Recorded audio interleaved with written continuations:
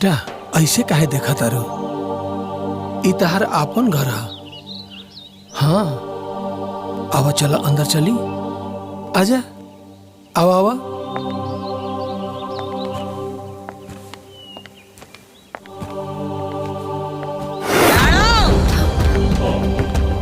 जे अपन कदम रोकला।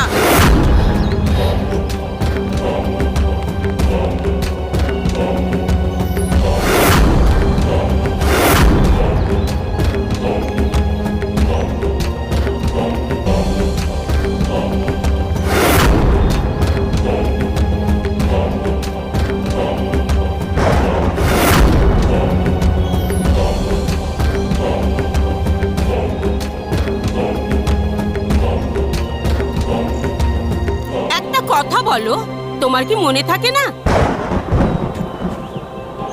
ई हमार घर है, कोनो धर्मशाला ना कि केकरो के ला के जब पटक देबा।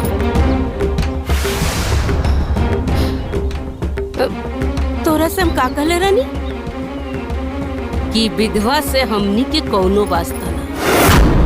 तहार इतना हिम्मत कि ओकरा के इजा लेके आ गईला। क्या कर रहल बारू? बंदरा से हमनी के कोनो वास्ता नहीं खे।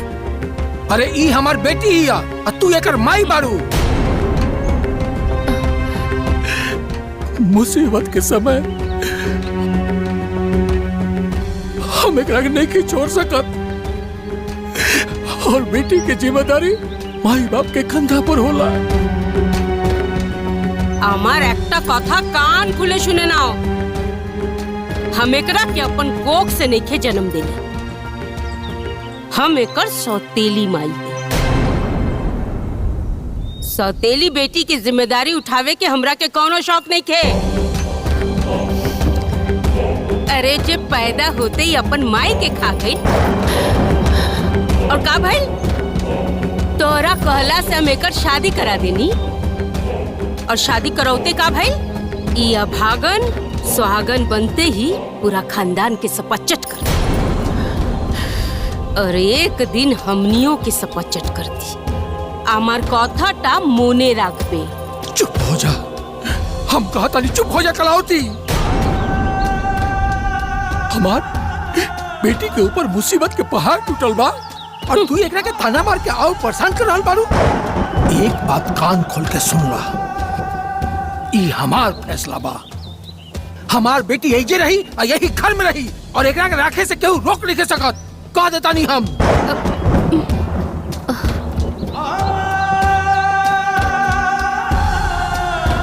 आओ बेटा चला आओ।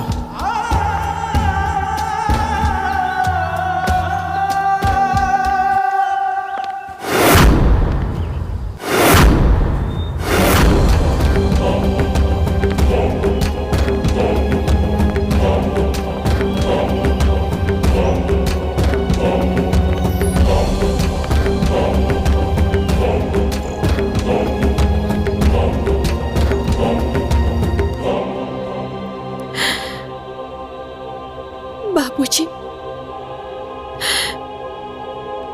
एगो अभागिन के यहाँ लाके रहुआ बहुते बड़ गलती कर देनी। सुहाग के उजड़ जाला के बाद एगो विधवा ना सबके खातिर बोझ बन जाली।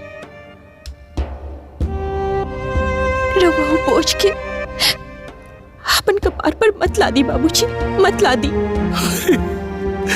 ऐसा काहे बोला तारू बेटा? है तू हमारी बेटी हो, बोझ ना। नहीं हाँ, बेटी अभागिन होके या सुहागिन और बाप के कलेजा के टुकड़ा होले बेटा, टुकड़ा होले।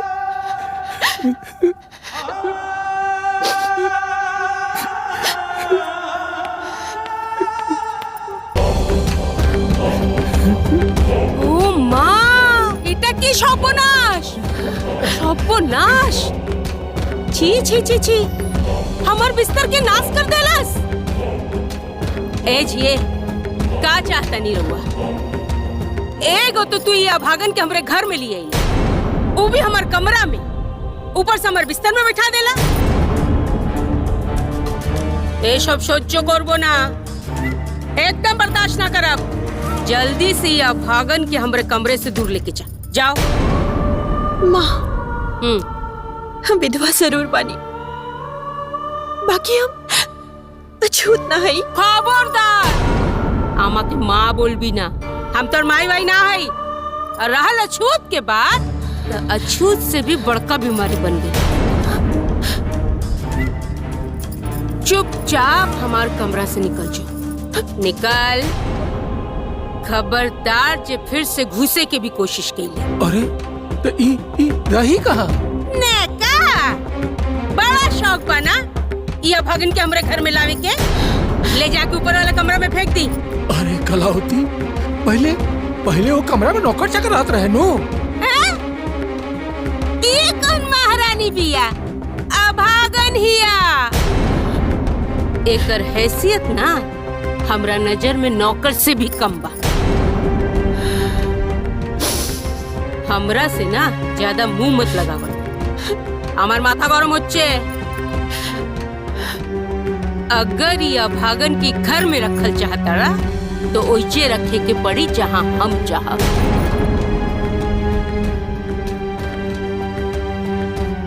चला, लेकिन निकला हमरा नजर से दूर। चला चली बाबूजी, माँ जहाँ कहता नहीं हम वहाँ रह जाए।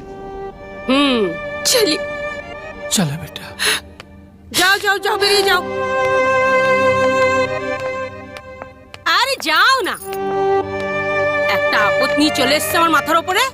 সর্বনাশ, বাপরে, সব সর্বনাশ করে দিয়েছে আমার বিছনা। अब ऐजा गंगा जल डाल के पवित्र करे के पड़े। गंगा जल क्या होता नहीं, गंगा जल। पवित्रम पवित्रम पवित्रम पवित्रम, सब पवित्रम करे दा।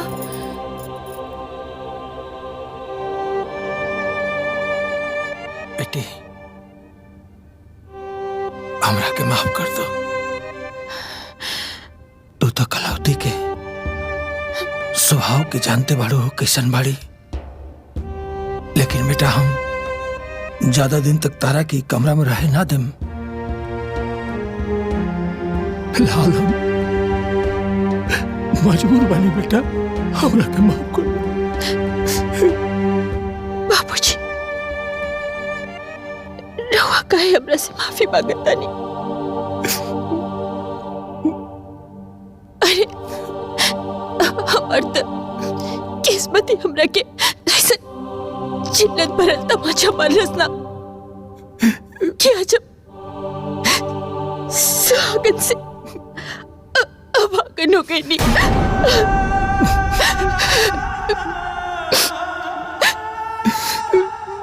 अपना हमरा के कोनो बात से कोनो फर्क ना पड़ेला। बेटी, भगवान के मर्जी रहे कि तोरा के लाल जोड़ा से सफेद साड़ी पहना दिलन।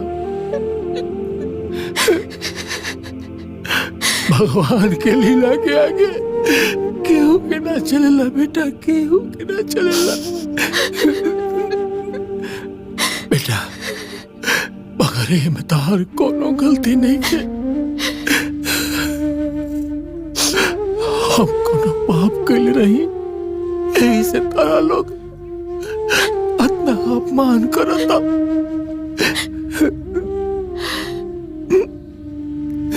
बाबूजी, हाँ बेटा, एक औरत के मान सम्मान सब कुछ ना ओकर सिंदूर होला,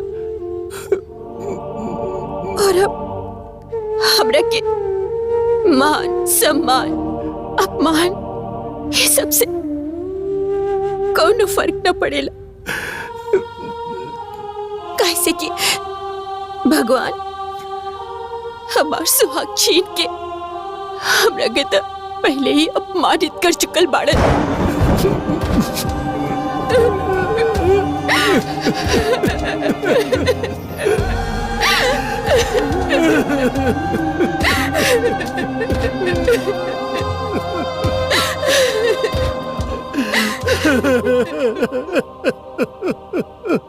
बोल तो की साहस हुआ भागन के ला के हमरे करेजा पे बैठा दिला। मन तो करत है ना कि दोनों बाप बेटी के गला दबा के मार शश करे फिर। अरे दीदिया इतना गुस्सा मत कर, इतना गुस्सा तोहरे सेहत खातिर ठीक नहीं खे। आई चुप कर तो। यह सोच सोच के हमार खून जरता कि रात दिन बैठा के ओकरा के जीवन भर खियाए के पड़े। अरे जेकर परछाई से भी हम नफरत करीला, अब ओकरा के जिंदगी भर बैठा के पाले के पड़ी। की अत्याचार कोल ले ठाकुर। ए दीदी तू हमार बहिन बाड़ू, जेकरा लगे मंथरा और शकुनी से भी बढ़कर दिमाग बा। आ तू घबरात काहे बाड़ू? हाँ। अपना दिमाग के इस्तेमाल कर, इस समस्या के समाधान हो जाए। हाँ। बेशी ना ख्याल ही करिस ना, सीधा सीधा बताओ कि वो भागन के घर से बाहर कैसे फेंकी। আমি সহ্য করতে পারছি না। वंदना तोहार सौतेली बेटी हो और ऊपर से वो विधवा हो गई बिया, और तू अगर ओकरा घर से निकलबू ना तो ई गांव और समाज तोहरा ऊपर थूकी। आई तू की चास रे? ओकर हाथ गोड़ धो के ओकर पूजा करी हैं? चत सब। अरे दीदी, भगवान रघुआ के ना बिना मंगले घर में नौकर भेज देले, तू वंदना के घर में नौकर रखला। अरे ओकरा के नौकर से भी ज्यादा काम करवावा, दिन रात ओकर अपमान करा। अरे तंग होके घर छोड़ के भाग जाई, ये जहर खा के मर जाई। एकदम ठीक कथा। पहली बार जीवन में सही सलाह देले बाड़ू। अब देखा कि ओकरे साथ हम कैसन जुल्म करतानी। अपन किस्मत पे रोई, मौत के गुहार लगाई। देख रे मनुष, एबार आमी तोर की अवस्था करी।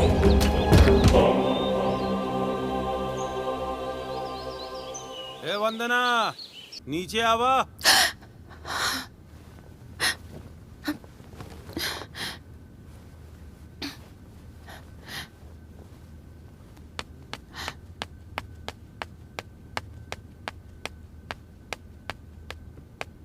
जी मामा जी, रवा बोलवनी है।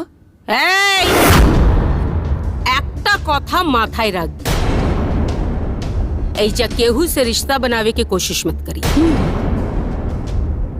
और ये लोग नहीं बुलौले तो के, हम बुलौले बानी।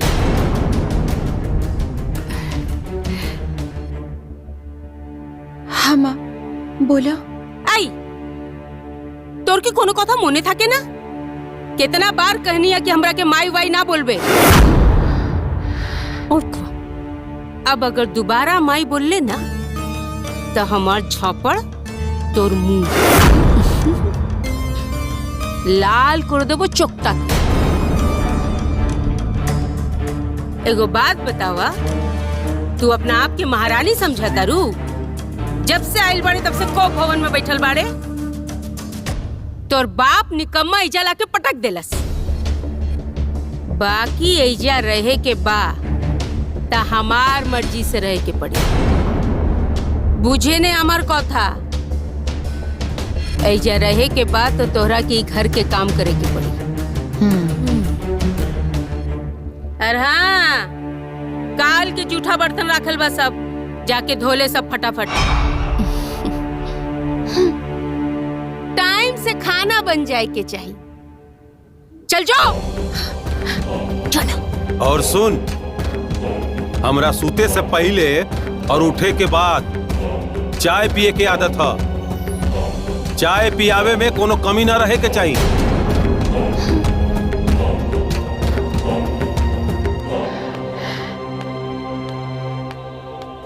मिले भाई जी, मिले भाई जी,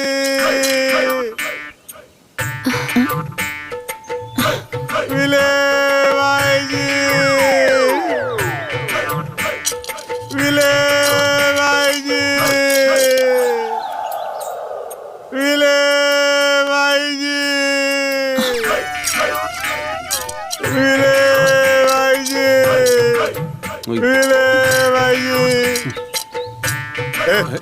दा हमरा के बिक दा ना। अरे भीख मांगा तारे की धमकी देता रहते ये हमारी स्टाइल है भीख मांगे के। दा निकाला। अरे अरे अरे पगला गई बड़े कारे हैं? हमरा लगे कुछ नहीं खे नहीं खे कुछ नहीं खे ना। वो काम कर भाई पकड़ा कुछ नहीं के ना। ना। तो चला हमरा साथ चला तू भीख मांगा चला। अरे,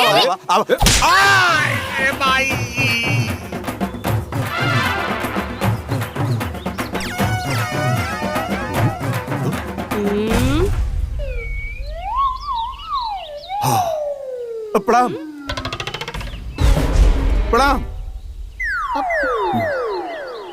कतो बार बोले छी आमी, कितना बार कहनिया आपन भूलल दिमाग के इलाज कराओ। कोनो दिन ना जूतो पेटा कोट दो। ओमे दिक्कत का बा? अरे राउर मार तो हमरा खातिर आशीर्वाद ना बा।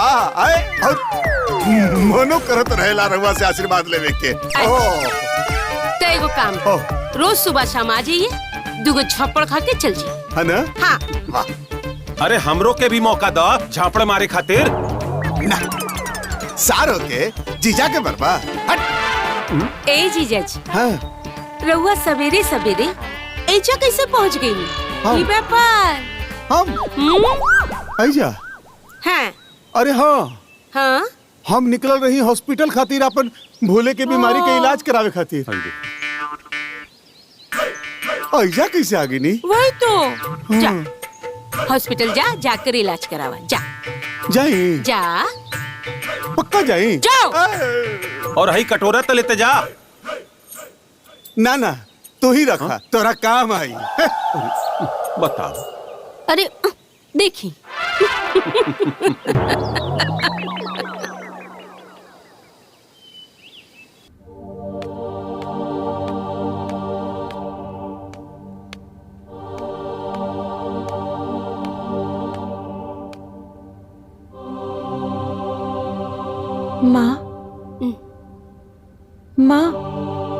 माँ चाय पी ली?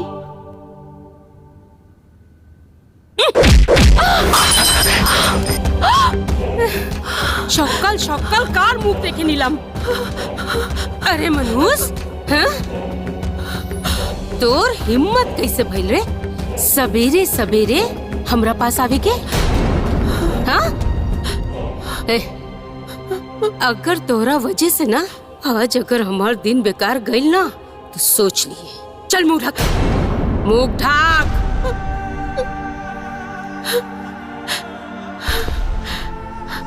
शब्बो नशी। अरे तोर साया भी जेकरा ऊपर पड़ी ना ओकर विनाश हो जाए। अरे तोरा जैसा अभागन के ना मर जाए के चाहिए। और आखिर जी के करबे करे हैं? और अगर तोरा वजह से हमरा के तन को आज तकलीफ भइल ना तो हम तोरा के जिंदा जला दे। चल निकल हमरे कमरे से।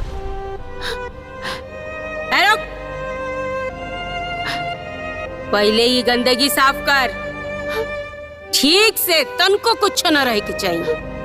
आमी तोर जीवन निये नेबो। चल।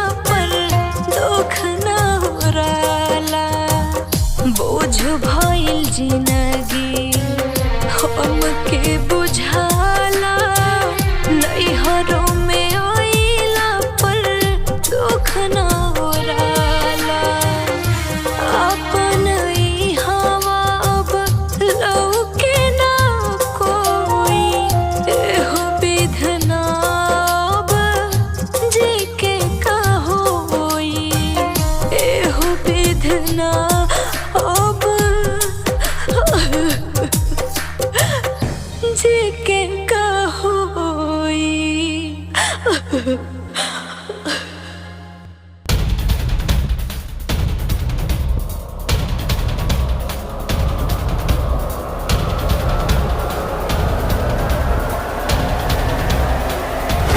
का कर रहल बारू? अपन जान लेवे के कोशिश कर रहल बारू? हमके मर जाई थी बाबूजी, हमके मर जाई थी। इस देखिए हमरा खातिर बोझ बन गई बा। आखिर हम जी के का करब? घर समाज के सबके तना सुन सुन के हम थक चुकल बानी बाबूजी। हमरा के मर जाई थी। अब हम केहू और के ऊपर बोझ नहीं के बनल चाहत। बाबूजी, हम समाज के ताना सुन सकेनी, ओकरा के ते बर्दाश्त कर सकेनी, लेकिन आपन लोगन के ताना ना हमारे दिल में छेद करत बा बाबूजी। अपन माँ के सामने हमने के मुंह छुपा के चले के पड़ा था। ऐसा चिल्लत भरा जिंदगी से था अच्छा बा कि हम मर जाए। हमरा में और हिम्मत ना बा। बस कर बंदरा, तू पागल हो गई बारू? बेटा, जीवन में उतार चढ़ाव आवत रहेला। अगर हिम्मत और हौसला रहेला नु तो आदमी भवसागर भी पार कर जाला बेटा। बाबूजी, अब ना हमरा में ना उतना हिम्मत बा और ना हौसला। हम एगो विधवा बानी। एक औरत के पहचान देकर सुहाग से जुड़ल रहेला और हमर सुहाग तो उजड़ गइल बा ना, और ओकरा साथे ही हमर जिए के हर एक मकसद भी खत्म हो गइल बा। आज हम जहर खा के मर जाइब ना, तब जाके सब लोग के शांति मिल जाए बाबूजी। ना बेटा, ना। हर इंसान के जीवन चक्र भगवान की मर्जी से एक दिन समाप्त हो जाला। खुद के जान लेवल अधर्म होला। ए बेटा, तारा का लगता? तारा के ऐसा देख के हमरा तकलीफ नहीं के? जितना तू तकलीफ में बारू नु, वो से ज्यादा हम तकलीफ में बानी। बस ये समस्या के एक वो समाधान बा कि जहर पी के हम ही मर जाए। बाबूजी, रवाई का कर रहल बानी। हम रवा के मरद ना देख सकेनी बाबूजी। रवा के साथ हमारे जीवन के सहारा बेटा, हमरो में इतना हिम्मत नहीं के कि अपन बेटी के कंधा दे सकी। हाँ, खबरदार जी, तू मरी के कोशिश कर लो। खा खा हमार कसम, खा खा तू। आज के बाद तू ऐसे कम न करबो। एक बात और बेटा, हालात चाहे भी रहे, तू हमेशा खुश रहे की कोशिश करबो ना बेटा। बाबूजी।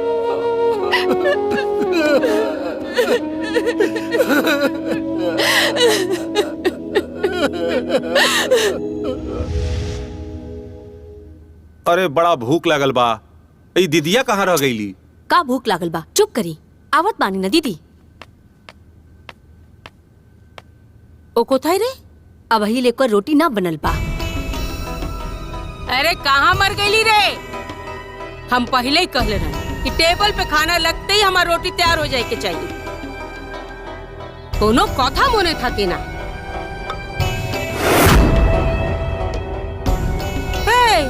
ई का ड्रामा बा? मुंह काहे लुकोले बड़े? हमरा से कैसन पर्दा? ने का? माँ,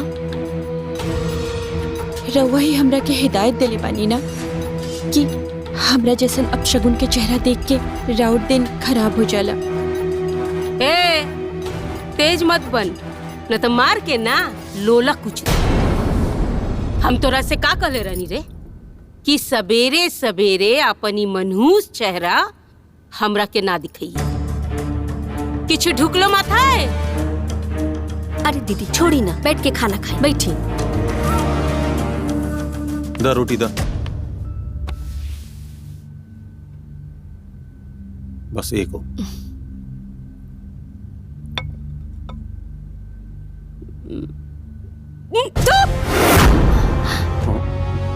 शब्बो नाश, कौनो गत के खाना नहीं के बने। मुंह के सारा स्वाद खराब कर देलस। तू ठीक कहता रू दीदिया। अरे ऐसन खाना तो कोनो कुत्ता भी ना खाई। ई हमनी के कुत्ता समझतिया का? अगर खाना अच्छा ना बनल बना तो हम फिर से खाना बना दे। आबार रान्ना होबे, हाँ? फिर से खाना बनी? ई दोबारा खाना बना के हमके कंगाल बनावल चाहता रे। जब से ये अभागन घर में आयल बिया ना, हमके तनको सुख नहीं। ना आज के तो कुछ छोड़बो ना। मोर अरे दीदी, दीदी मार देलस ये अभागन। अरे रुका। अरे बाप रे मागो, अरे बाप रे।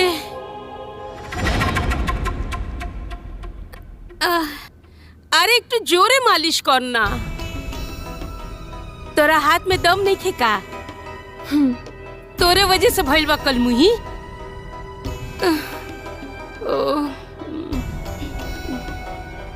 बाबा रे। माँ, हम रउआ से एगो बात पूछी। रउआ हमरा से इतना नफरत काहे करेनी? हमर माँ गुजर गई, हम विधवा हो गई नी। यही से हमरा और कोख से जन्म ना लेनी। हमरा और सौतेली बेटी बानी। यही से हमार जैसन मनहूस किस्मत ना भगवान केहू के ना दी। हम होश भी ना संभल ले रहनी कि हमार माई के साया हमार सिर पर से उठ गई। फिर रउआ हमरा जिंदगी में आई नहीं। सोचनी कि रउआ हमरा के हमार माई जैसन प्यार दे, लेकिन पता ना काहे बचपन से रउआ हमरा से खाली नफरत ही कईनी। फिर जैसे तैसे हमार बियाह भई और सोचनी कि नैहर के सगरो दुख ससुराल में खत्म हो जाए। पर अफसोस हमर सुहाग छिन गई। भगवान सबसे ज्यादा दुख में हमार जिंदगी के डाल देले बानी। हमार जीवन ऐसे अंधकार में बीत रहल बाना कि ना कोनो सहारा बा, ना जिए के कोनो मकसद। बेटे एक मिनट, यहाँ आओ, ए जाओ।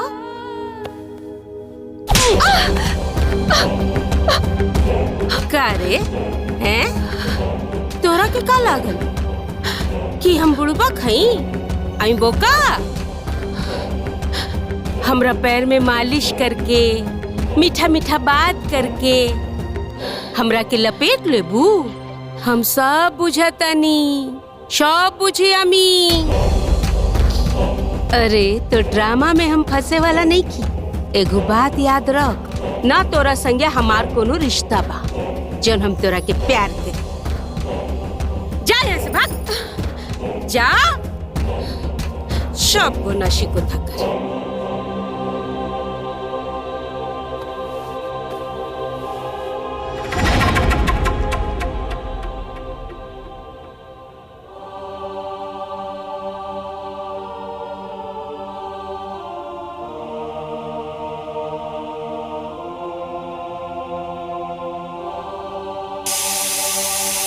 बाप रे, कुकर सीटी दे देला, कहीं चावल जल न जाए।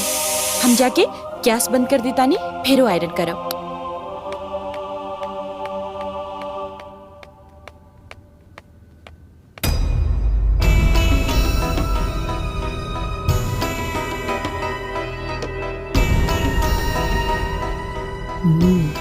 ये अच्छा मौका बा, अब एकर औकात बताई।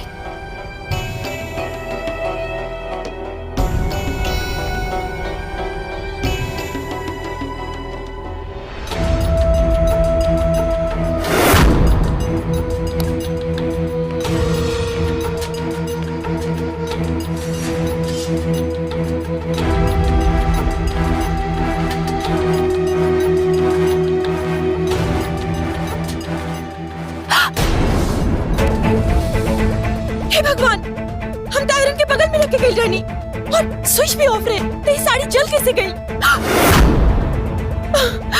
हे राम, बाप रे बाप, ते सारे जला दे ले ना मम्मी। हाँ? ना मम्मी। कुलक्षणी, हाँ? ते दीदी के इतना महंगा साड़ी जला दे ले, हाँ? तो आँख में मोतिया बिन भइल बा का? हाँ? रुक दीदी, ए दीदी जल्दी आई, रुक तो राखी। दीदी है चेक का भाई? देखी ना, राउर इतना महंगा साड़ी जला दे ले सन।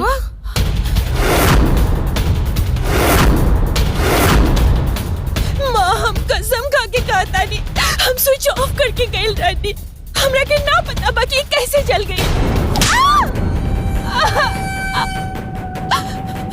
तो रह तो साहस होएगा छे।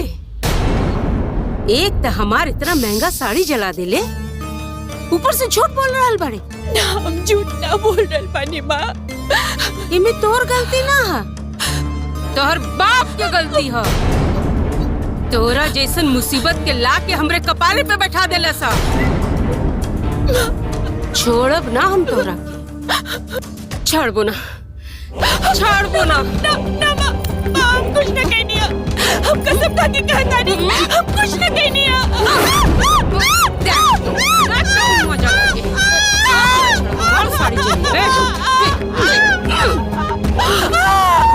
ऐसा लगा था।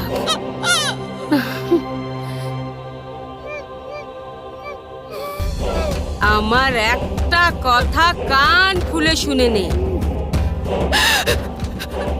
अब अगर कौनो काम में तन को गलती भई तो गरम तेल में डाल के जिंदा जला दे।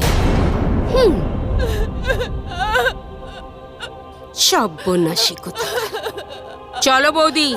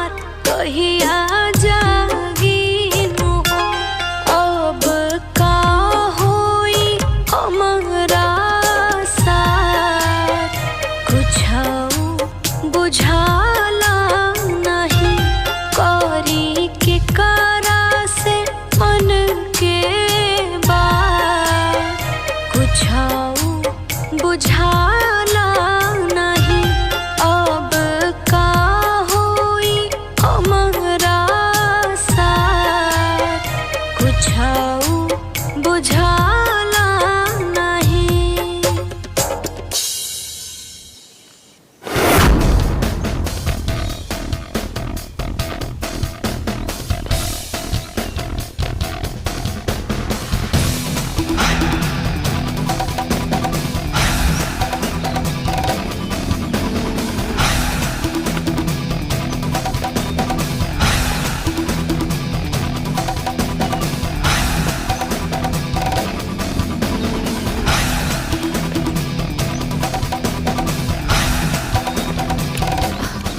मामा ठाकुर। अरे जितना तेरा लगे धन बा सब निकाल निकाल। हाँ? जग्गा डाकू के तोहरा पर बहुत दिन से नजर रहे, पकड़ में तो तू आ जाए। चल निकाल। जग्गा डाकू, अरे आज इनका फिर दौरा पड़ल बा। दीदी दीदी दीदिया, ए दीदिया, दीदिया, ए दीदिया। तोहरा के तो हमरा से तेरा बाप ना बचाए पड़ी है, तार दीदिया का करी है? चल निकाल माल, सब माल निकाल। चल चल निकाल निकाल सब, चल निकाल। अरे हमरा लगे कुछ नहीं खे। बैठ बैठ बैठ, लाओ चल निकाल निकाल। हमरा लगे कुछ नहीं खे। अरे हम तो खुद दीदिया के टुकड़ा पर पड़ता नहीं। दीदिया के पैसा पे पलाप पसात बने, तब काहे इतना बन ठन के बैठल बड़े रे? अरे कुछ नहीं खे। चल बैठ बैठ, चल बैठ बैठ बैठ। लाओ लाओ लाओ लाओ लाओ लाओ दे। करनी ना धरनी नाम बस सुहरनी। इतना बन ठन के बैठल बाड़ी, हीरोइन बाड़ी तू। चल निकाल दीदिया, निकाल। ये सब हमार बा। अरे तहार बात तो अब हमार हो गई, निकाला।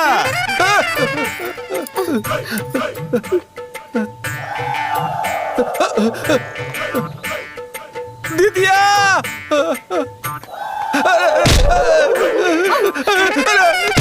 अरे बाप रे,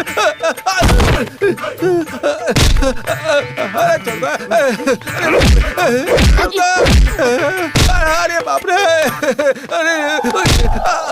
अरे दीदिया, अरे जल्दी आओ, ये पगला हमके जान से मार दी। दीदिया, अरे बाप रे। दीदिया, बुलाओ दीदिया के, बुलाओ ना। हमके जाए ना। अरे हम अभी पगला के साथ जा रहा हूँ। अरे बाप रे, ये तो जान से मार दी हमके। अरे सरवा इस जन्म में तका, अगले जन्म में भी तोहर पीछा ना छोड़ब। आवत अली, अरे रुक रे, अरे रुक रे सरऊ। अच्छा भइल कि वो पगला हिजा से चल गई, ना तो एक न एक दिन न दीदी हम सब के जान ले लेत। वैसे भी वो पगलेट बाना हमार स्वामी जी के हिजा से भगा देलस। पता ना वो घरे ठीक से खाद पियत हुई कि ना। ए जा रहले तो उनकरा के फोकट पे खाए के मिल जात रहे बैठे बैठे। एकदम सत्य कथा बौदी। की होय छे? अरे ई चोखा नियन मुंह बना के कहाँ से आ रहल बानी? केहू मर गइल बा का? एक तो बिजनेस घाटा में चलता, ऊपर से तार जहर जैसन बात सुन के दिमागे खराब हो जाता हमारा। अरे तो बताई ना का भइल बा? का बताई तारा के? जॉन बिजनेस अच्छा से चलत रहे, अचानक घाटा में चले लगा। जानता रू, यह महीना में 25 लाख के नुकसान भइल बा। शॉपो नाश हो गए। हो गई शुरुआत, हो गई। अरे हम तो पहले ही जानत रहनी है कि इनका आइला के बाद घर में बर्बादी के दिन शुरू हो गए। अरे ये अभागन मनहूस जहाँ कदम रखी वहाँ नुकसाने ना हुई। अरे अभी तो कुछ ना भइल, आगे आगे देखिए लोग दाना दाना खातिर मोहताज हो जीवा लोग। का फालतू बात करता हूँ, इनमें बदना के का गलती बा? दोषर कथा की बोल छी? अरे सारा के सारा गलती एकरे हो। हाँ अरे कर पैर जहाँ पड़ी ओकर सुख चैन कुल छीन के खा जा। मिथ्ये कथा बोल छी ना ही एकरा पे हम कोनो लालछन लगा रहल बानी, हकीकत कह रहल बानी। हकीकत पैदा होते ही अपन माई के खा गईलस। बिया करौनी तो जाके ससुरारी में सबके खत्म करके चबा के खा गईलस। एवर देखे नहीं हो बौदी, अब एक दिन हमनी के सबके चबा के खा जाई। ना ना ना मनहूस। ठीक कहता नहीं माँ, हम ना बहुत अभागे और अब सकुन बानी।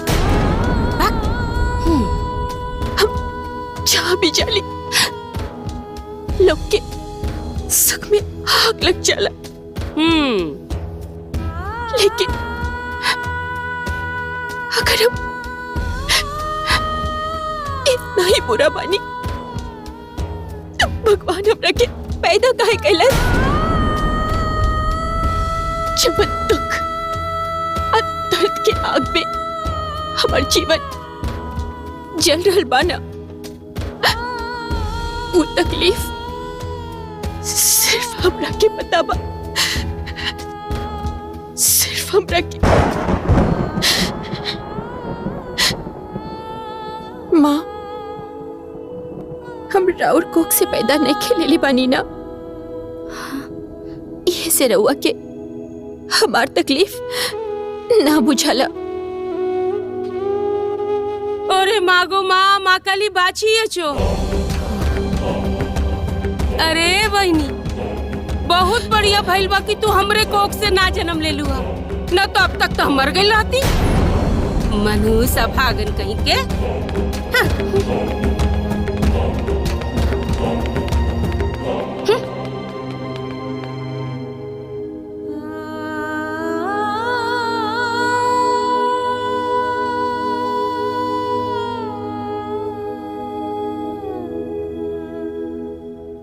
देख लेली दीदी, भैया के अपन बर्बादी नजर ना आ रहल बा। वो अभागन के वजह से नुकसान पे नुकसान हो रहल बा, फिर भी भैया ओकर ही पक्ष ले रहल बाड़न। दीदी रउआ कुछ करी, न तो मनहूस के वजह से ना हम सब कहीं के न रहब, सब कुछ बर्बाद हो जाई।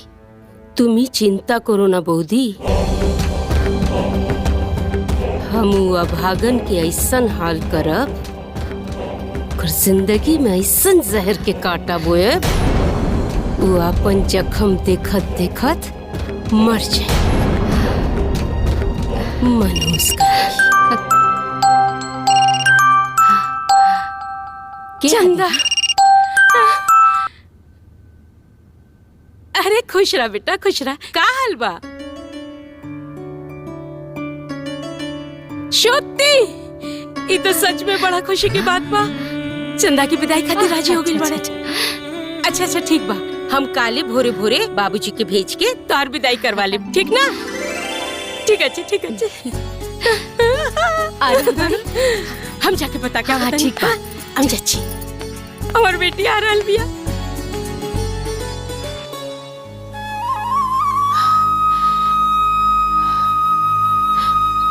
घर में केहू कतनो कुछ कहे, कतनो कुछ बोले, कोनो बात के ध्यान मत दिया।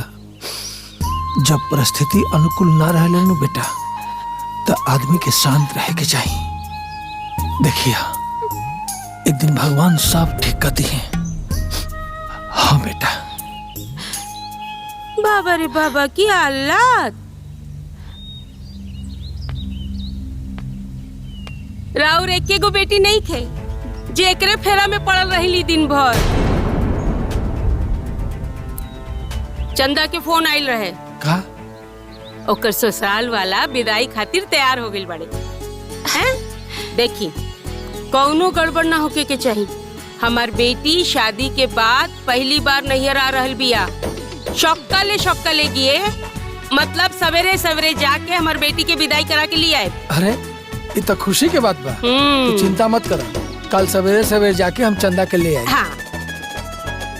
हाँ माँ, ये तो बहुत ही खुशी के बात बा कि हमार छोटकी बहन आ रहल बिया। ने कम, चंदा हमार बेटी हिया, तार कोनो बहन वहन ना हिया। और खबरदार, जोन हमार बेटी पे अपन परछाई दे दी, मने थाकबे, समझा दी।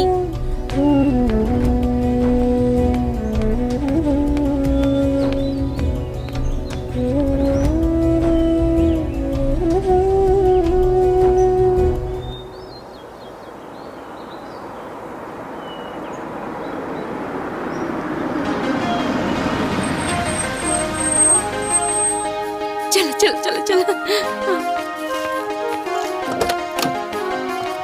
माँ, गोर लगा तानी। अरे खुश रहा, खूब आनंद थाको। हमार बिटिया के केहू के नजर ना लागे। रुका, ऐसा कैसे उतरो तरु? अरे हमार लक्ष्मी बिटिया आई है, पहले नजर उतारा, फिर फूल बरसाई तब ना भीतर लेके जाए। हाँ ए ना बहुत लाई दी। এটা ধরো।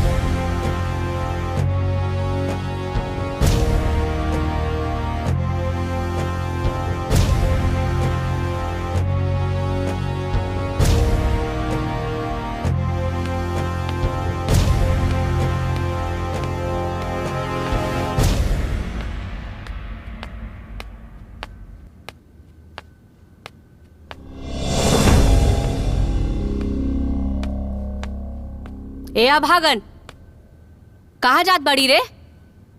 कपड़ा सुखाबे जा रहल बानी। कपड़ा उपड़ा ना बाद में सुखा ली है। चल पहले ही जाओ, चल जल्दी आ, बैठ। और ये नाखून पालिश ना हमरा पैर में लगाओ। ले जल्दी लगाओ।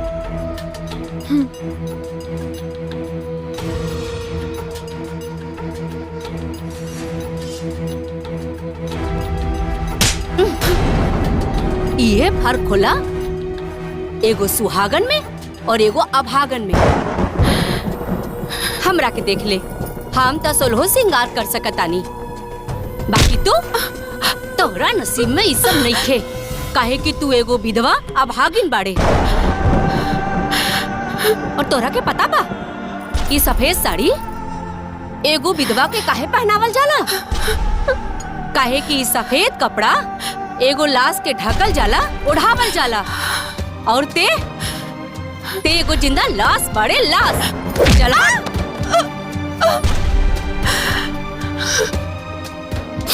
ई नाखून पालिश तो हम तोहरा के ना तोर औकात दिखावे खातिर लगवौनी। हाँ चल जाओ यहाँ से।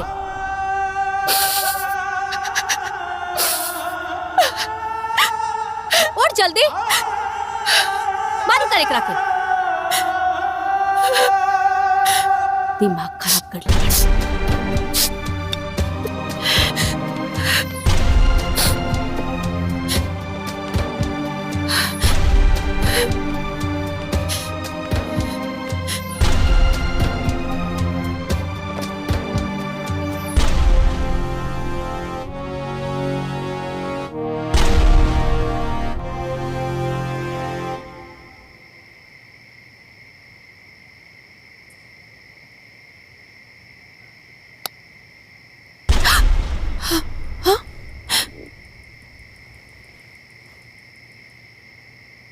लाइट काहे ऑन कर देनी?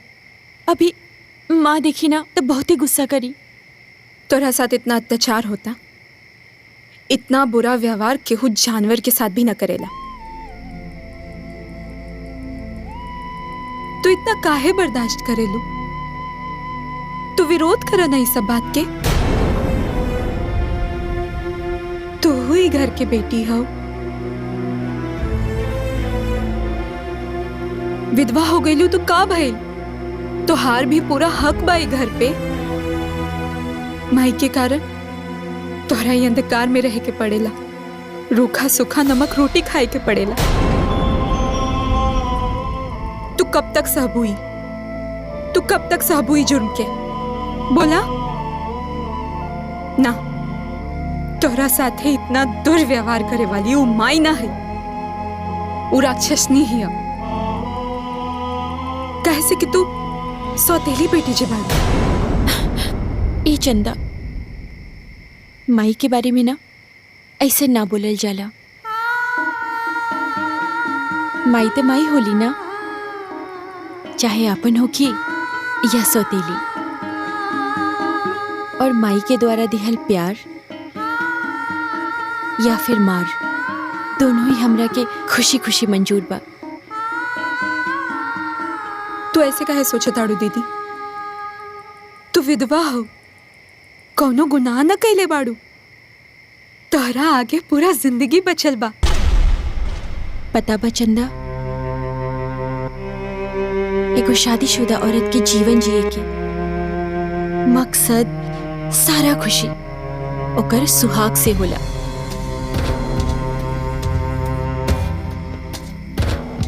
मगर अब भागिन बल्ला के बाद ना सब कुछ खत्म हो जाला। शरीर में सांस तो चलेला, मगर ये आत्मा ना मर जाला। एगो विधवा औरत के सारा इच्छा, प्रेम, होकर जीवन, सब कुछ होकर पति से जुड़ल रहेला। और मांग उजड़ जाला के बाद ना पति के साथ ही सारा खुशी मिट्टी में उन्हें दफन हो जाला। एगो अभागिन के पास बचेला ना सिर्फ समाज के ताना, अपमान, दुख, पीड़ा और खालीपन। ए चंदा, तू यहाँ से चल जा, न तो माई देख ली ना तो हमारी पीड़ा और बढ़ जाए। हम जैसे भी बानी, जैसे जी रहल बानी, सब कुछ ठीक बा। तू हमरा के हमारे हालत पे छोड़ दा। तू यहाँ से चल जा, चल जा चंदा।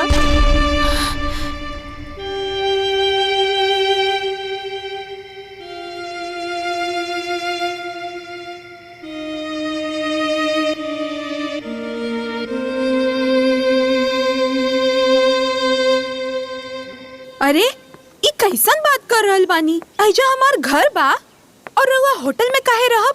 हम कुछ नहीं खे जानत। जबले राउर काम खत्म ना हो जाए, बिना संकोच के रउआ हमरा घर पे रहब, ठीक बा? की होलो? हाँ, का भइल? केकर फोन ह? तोहर दामाद के दोस्त हवे, अमेरिका में रहेलन और बहुत बड़ दवा की कंपनी में काम करेलन। एजा ई गांव में उनकरा के कुछ रिसर्च करे के बा, पर वो होटल में रह के कहत रहले। हम मना कर देनी कि जब हमार घर बटले बा तो होटल में रहे के का जरूरत बा। एकदम ठीक करेछो। पर तू इजाजत दे दे तो ता। एते जियेश करर की आज इजाजत के कोनो जरूरत नहीं के। अरे दामाद जी के दोस्त बाड़न तो दमादे जी ना भइलन। देखे ना, एकदम बुला। अरे इतना बड़ा घर बा तो होटल में रह के का जरूरत बा? एटा की ठीक हवे ना? बुला ला।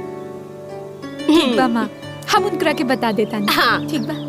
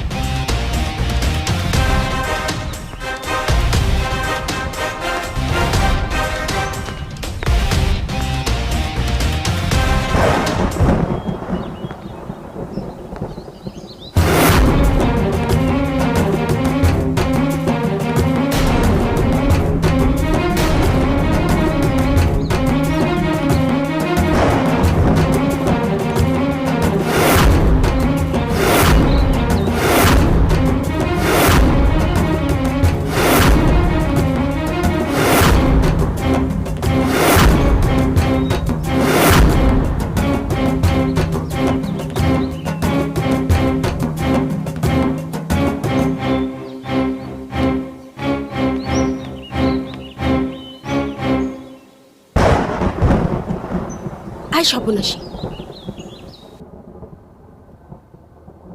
मेहमान कैसे काहे दरवाजा पे खड़ा करके रख ले बाड़ू? हटाओ जैसे। माई तोहरा बारे में हम तारीफ के पुल बांध ले हैं कि हमार माई मिसाल बाड़ी। सौतेली बेटी के वो अपन बेटी से ज्यादा प्यार करेली। और तू अपन दामाद के दोस्त के सामने अपन बेइज्जती कर रहल बाड़ू। आगे बोल भी तो ये सब पहले बतावे के चाहिए ना। अब देख तू हमारा एक्टिंग।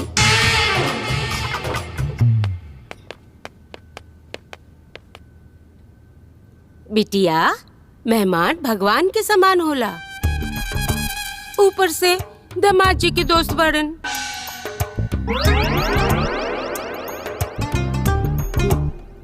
चला कोनो बात नहीं के, जाके इनकर खातिर चाय नाश्ता के इंतजाम करा। हाँ ताड़ाताड़ी। जी।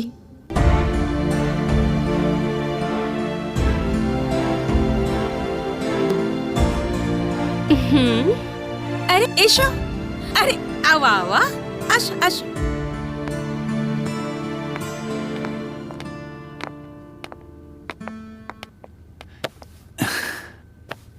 शुक्रिया माँ जी। रउआ के बारे में हम जितना सुले रहनी ना, रउआ उसे बढ़ के बानी। रउआ एकदम देवी के रूप बानी, देवी के रूप। अरे बाबा ताई ना की। अब तू हमरे बारे में ऐसा सोचेला? हमार मतलब बा आवे में कोनो तकलीफ तो ना भेल ना? कैसन बात कर रहल बानी माँ जी? रउआ के रहते हमके कोनो तकलीफ हो सकेला का? बहुत अच्छा कहनी है जाके।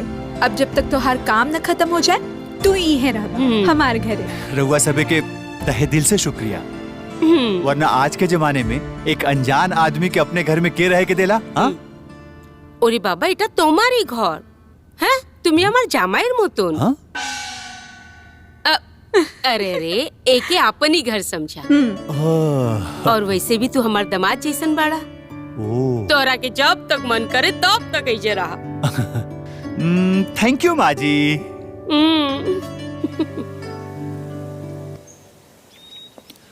वंदना के विधवा के रूप में देख के हमके बहुत तकलीफ हो रहा बा। दीदी की यह दुख दूर करे खातिर तो हम तोहरा के ऐजा बुलावनी हा कि तू हमार पति देव के दोस्त हवा। झूठ मूठ के? वो काहे खातिर? हम जाने तानी कि तू कॉलेज टाइम से वंदना दीदी से बहुत प्यार करेला, पर कहीं ना कहीं दीदी के डर के कारण तू अपन प्यार के इजहार न कर पावला। वंदना भी तापन प्यार की इजहार हमसे ना कही नहीं। एक तरफा प्यार सिर्फ दिल में हो खेला, वो कोनो मंजिल तक ना पहुंचेला। फिर वंदना की शादी हो गई और वो अपने जिंदगी में आगे बढ़ गई नहीं, और अब हम भी अपनी जिंदगी में आगे बढ़ चुकल बानी। अच्छा, जिंदगी में आगे बढ़ गई बाड़ा, फिर आज तक शादी काहे न कैला तू? हम अच्छे से जाना तानी कि तू आज भी वंदना दीदी से बहुत प्यार करेला। सिर्फ हमरा प्यार केला से का होखे वाला बा? जब प्यार के अपन प्यार ना मिलेला ना, तब बहुत तकलीफ होखेला। पर प्यार में हार मानल जाला भी तो तकलीफ देवेला ना। देखा किशन, अगर तू हमार बहन से सच्चा प्यार करेला तो उनकर तकलीफ के साथ खड़ा रह के उनकर साथ दा। उनकर बेरंग जिंदगी में प्यार के रंग भर दा।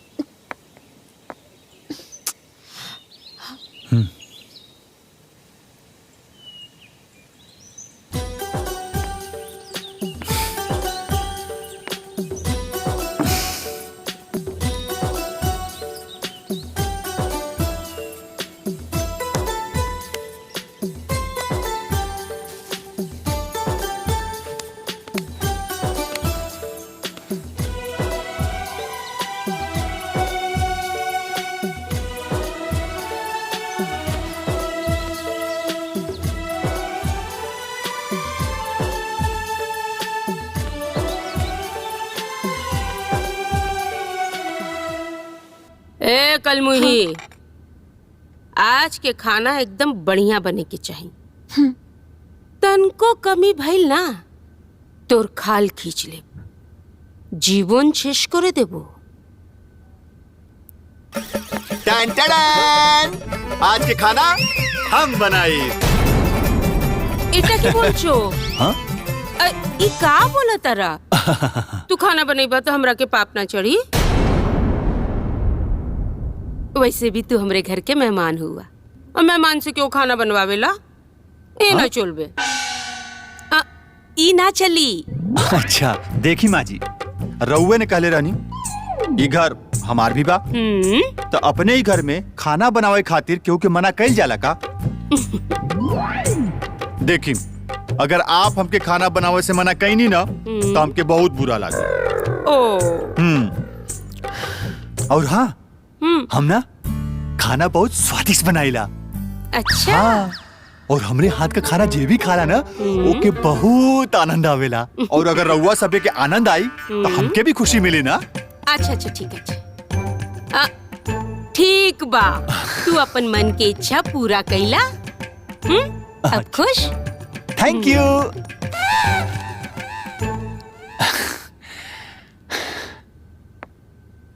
दाड़ा, तू कहाँ जाता रू? जाके खाना बनावे में इनकर मदद करा। कौनो गड़बड़ ना होके के चाहिए जी। नाले जानिस तो अम्मा के।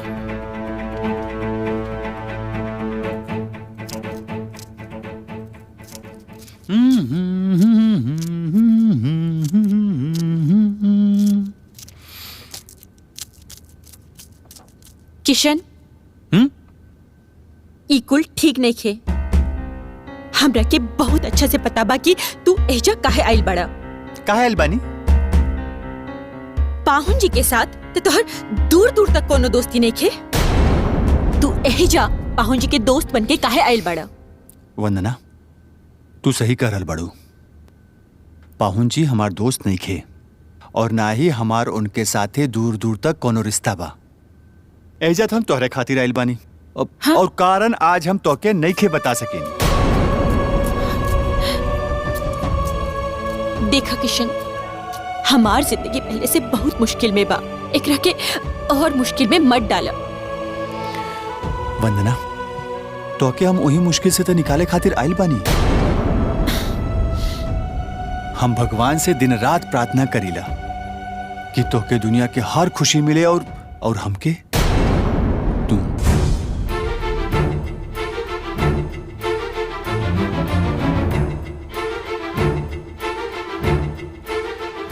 वंदना, एक बार हम अपने प्यार के इजहार ना करके आज तक पछता रहल बानी।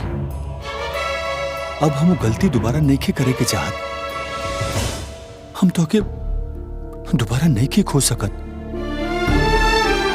यही से आज हम अपने प्यार का इजहार कर रहल बानी। तू हमारी प्रार्थना का एक बेहतरीन ख्वाब पाड़ो। आज हमारी हाथ थाम के हमके और हमार ख्वाब के पूरा करता। ज्यादा ख्वाब मत देखा। हम यहाँ बहुत खुश बानी। हमरा के केहू के कोनो साथ के जरूरत ना बा, और ना केहू के प्यार के। तोरा के का लागता कि हम विधवा बानी, सफेद साड़ी में बानी, ते हमरा के केहू मर्द के मोहब्बत की जरूरत बा? और एक बात कान खोल के सुन ला, ना हमरा के पहले तोहरा से कोनो लगाव रहे, और ना अब बा।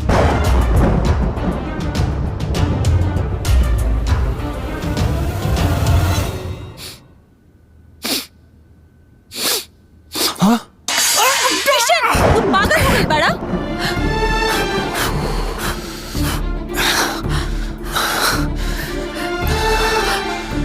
हाथ जला ले ला।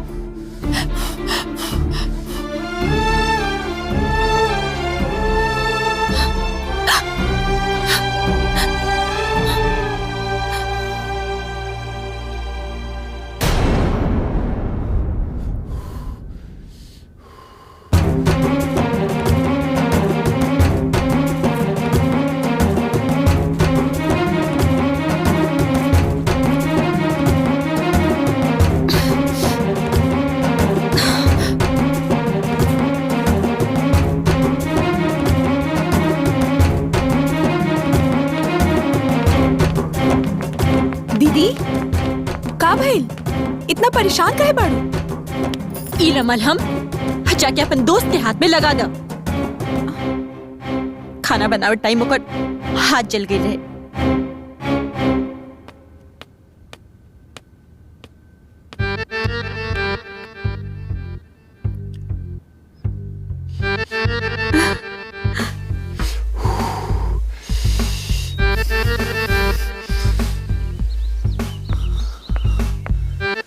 अरे रे रे, ये हाथ कैसे जला लेला?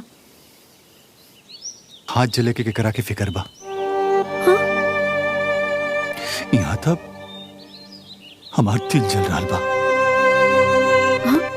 का भाई ऐसे काहे बोलत बाड़ा? वंदना हमसे साफ साफ कह देली है कि ना तो हमसे वो पहले प्यार करत रहली, ना तो अब प्यार कर सकेली।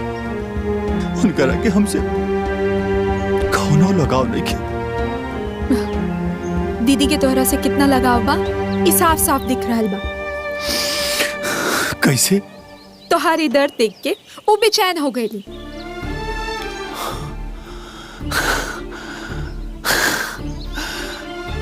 तू सच कहा तारू? हाँ, और ये बात के सबूत ई है। चलो छोड़ा, लावा हम दवा लगा दी। लावा ना,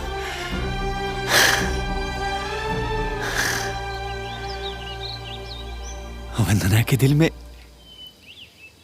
अपन प्यार जगावे खातिर ना हम ऐसे हजार दर्द सह सकीला चंदा।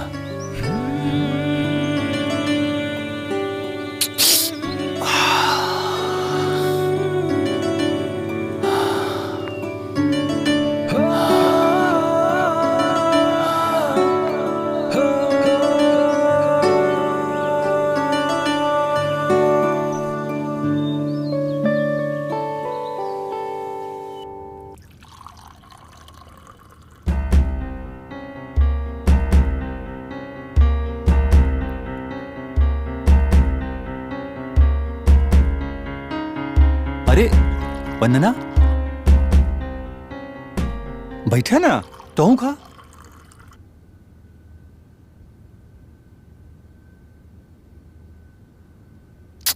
ई छोड़ा दा हमके। तू बैठा।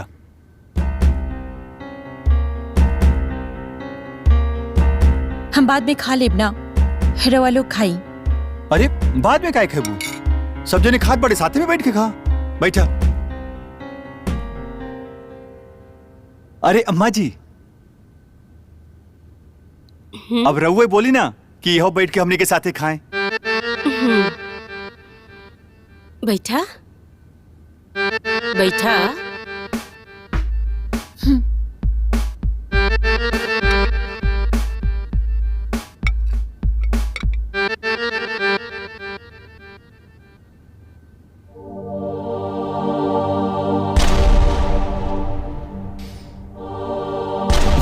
खा।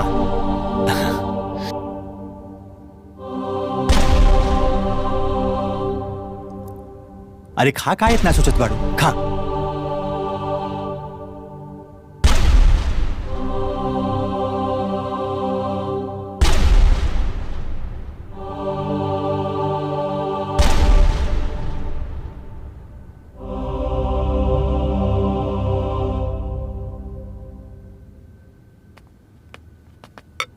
अरे कलमुही, जब से ही किसनवा आइल बा तोहरा के कुछ ज्यादा समझ में आ रहल बा।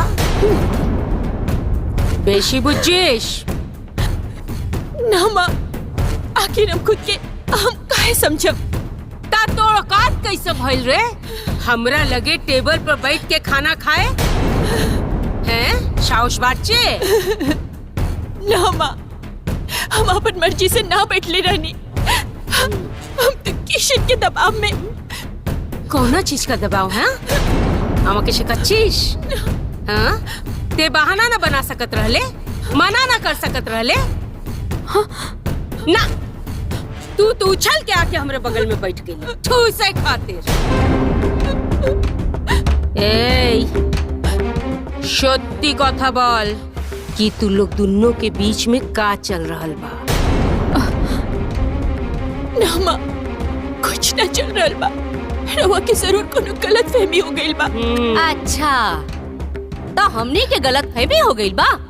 ये बताओ, अगर तोहनी दोनों के बीच में कुछ ना बा तो किशन तोर हर काम खुद काहे करेला और जब देखा तोहरे आगे पीछे नाचत रहेला। दीदी, हमरा के त लागता ना इहे ओकरा ऊपर जादू टोना कैले बिया और हमनी के पीठ पीछे गुल खिलावत बिया। पूछी? তুমি ঠিক বলছো বৌদি, ঠিক বলছো। ई अभागन जौना दिन से किसना के देखले बिया, एकरे मुंह से लार ए सच सच बोल, तोर और ओकरा बीच में कौनो नाजायज संबंध त नइखे भाई? तू विधवा के साथे साथे बच्चलन भी निकलवे, एकर अंदाजा हमरा के ना रही। हाँ? আমি সহ্য করতে পারছি না বৌদি, মা কাহে না জানি। চলো चलिए दीदी।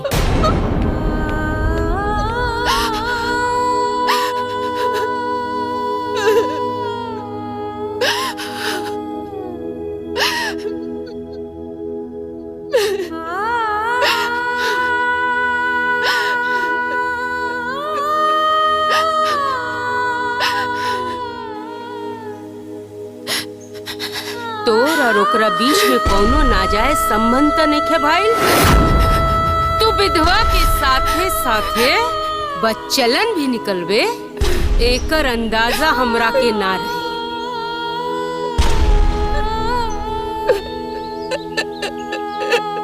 वंदना,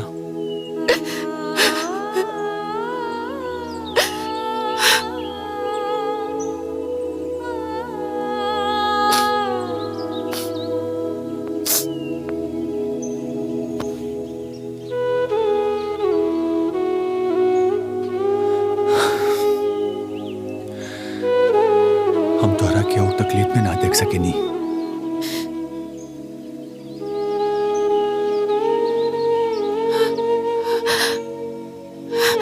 हमरे खातिर तोहारी आंसू बहुत अनमोल बा। एक ऐसी जाया मत करा।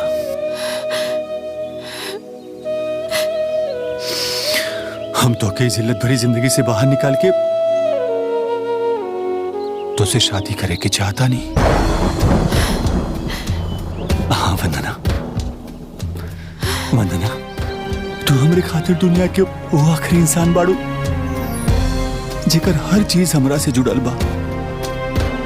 हम तो से बहुत प्यार करीले। बस एक बार तू हिम्मत करके हमारा हाथ थाम ला, फिर तू देखिया ये पूरा दुनिया तोहार सम्मान करी, तोहार इज्जत करी।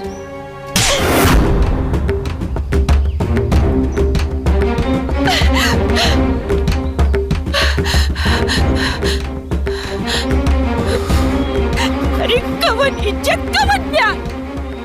तोरा से ना तो हम पहले प्यार करत रहनी और ना अब करेनी। कोनो वास्ता नहीं खे। तोरा वजह से हमारी बचन कुछ इज्जत में नीलाम हो गई। तोरा से हम कब करनी है? हमरा के तोहार जरूरत बा या हमरा के तोरा से प्यार बा? तू हमरा के विधवा के रूप में देख के हमरा के कमजोर समझ लेला ना। आज सिर्फ और सिर्फ तोहरा वजह से हमारी सफेद साड़ी पर दाग लग गई। आज हम खुद की नजर में गिर गई नेहा। अरे वंदना, ऐसा काहे कर रहल बाड़ू? देखा, हमारी इरादा गलत नहीं के बा। हम तो से शादी करे के चाहतानी और इज्जत के साथ तो के अपने घर ले जाए के चाहतानी। अरे कवन प्यार, हमरो के ना तो प्यार चाहिए और ना ही साथ। तोरा वजह से हमार चरित्र पर आज उंगली उठल बा और हमरा के यार के मंजूर ना बा। हमरा के हमार हाल पर छोड़ दा, छोड़ दा। वंदना, अब हमरा के अपन माथा पर और कोनो कलंक ना जाए। वंदना एक बार हमारी बात तो सुना। तू यहाँ से ना जेबा तो हमर मारल मुंह देखबा। तू यहाँ से चल जा।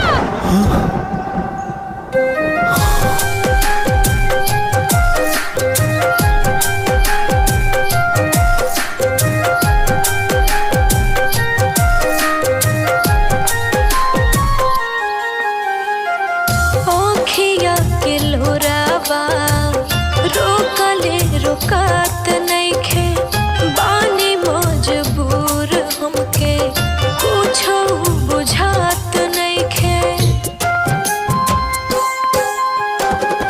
आँखिया के लोरावा रोकले रोकात नइखे बानी मजबूर हमके कुछो बुझात नइखे लागता ने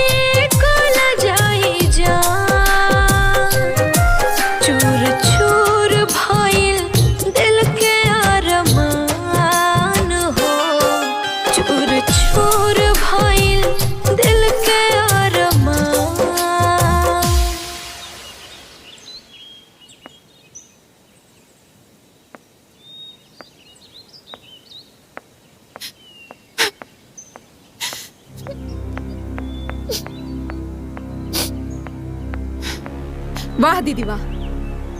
जौन इंसान तोहरा से प्यार करेला तोहरा खातिर पूरा दुनिया से लड़ेला तैयार बा, ओकरा के तू थप्पड़ मार के भगा देलू। हा चुप हो जा चंदा। हम अब अपन और बदनामी ना चाहतानी। कैसन बदनामी दीदी? और एक बात बतावा, किशन के घर में आवे से पहले तुम्हारी घर में कौन इज्जत करत रहे? केहू ना? फिर भी तू उ लोग के बारे में काहे सोचताड़ू? तू कहल का चाहताड़ू? देखा चंदा, हम ऐसे ही बहुत परेशान बानी। हमरा के और परेशान मत करो। और ये परेशानी की वजह किशन है ना? है ना? दीदी हम जानता नहीं कि तू किशन से प्यार करेली। तू पागल हो गई बाड़ू। हम किशन से प्यार ना करेनी। हम अगर किशन के प्यार कबूल कर लेनी ना, इस समाज हमरा के उल्टा कही, कुलक्षणी कही, हमारी जिंदगी बर्बाद कर दी, नर्क बना दी। और हम हरगिज न चाहब कि किशन की जिंदगी बर्बाद हो जाए, और जिंदगी नर्क बन जाए। भले ही हमार पूरा जिंदगी किशन के याद में होकर मोहब्बत के विरह में बीत कहे न जाए, लेकिन किशन की जिंदगी हम नर्क ना बना सकेनी। हम ओकर जिंदगी बर्बाद ना कर सकेनी। मतलब तो किशन से प्यार करेलू? बोला दीदी, अब झूठ मत बोला हमरा से। तुम्हारी बेचैनी बेसुकुनी चीख चीख के कहा था कि तू किशन से प्यार करेलू। हाँ चिंता, हाँ हमरा के किशन से प्यार बा। हम ओकरा से बहुत प्यार करेनी, बहुत प्यार। लेकिन समाज के ना हम दोनों के प्यार कबो मंजूर ना हुई। हम ओकरा के दुख ना दे सकेनी। हमनी दोनों के प्यार के कोनो मंजिल नहीं के, कोनो मंजिल नहीं के चंदा। ऐसे एक दूसरे से दूर रहे में भलाई बा, काहे कि ई समाज ई रिश्ता के कबो ना अपना सकेला, कबो ना अपना सकेला। बस एक बार हमारा हाथ थाम के तो देखा।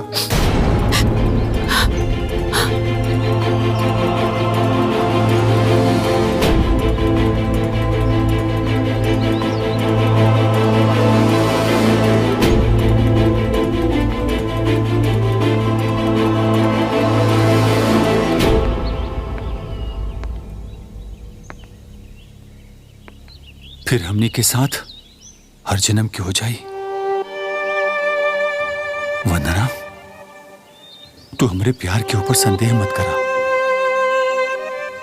बस हिम्मत करके एक बार हाँ कर दा, फिर हम पूरे समाज के सामने तोहके आपन दुल्हन बनाई। और ये सब हम तोहरे खातिर ना कर रहल बानी, और ना ही तोहरे ऊपर तरस खाके तोहरे ऊपर कोनो मेहरबानी कर रहल बानी।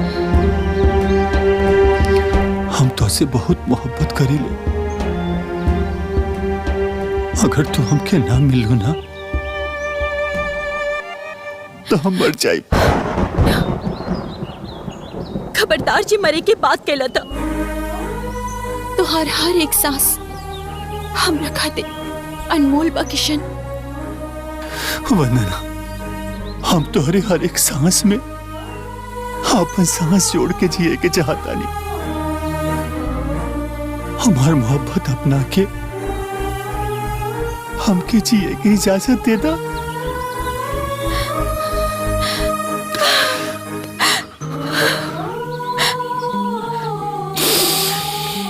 सर्वनाश!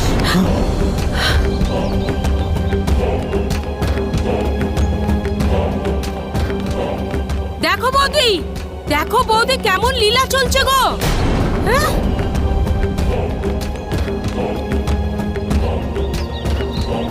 अरे कलमुही, एकर मतलब हमनी के शक सही रहे। हाँ? एकरा संगे तोर चक्कर चल रहल बना। हाँ। अरे ये सब देखे से पहले हम मर काहे ना गई। अरे ठाकुर तूले ना आओ।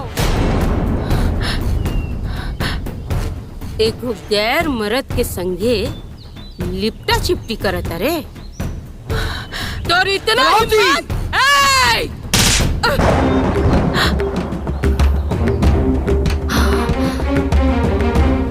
ई हमार बेटी हिया, तार नौकरानी ना, समझ लो। आज से हम अपन बेटी पर ना जुल्म होके देम ना लांछन लागे देम। अब हमरा समझ में आ गई कि दुनिया में सौतेली माँ पे लोग विश्वास काहे ना करेला। काहे कि हर सौतेली माँ तारा जैसन होत होगी सब। एक बात और सुन ल कलावती, आज से हमारी बेटी आपन जिंदगी अपना हिसाब से जी, तारा हिसाब से ना। समझ लो।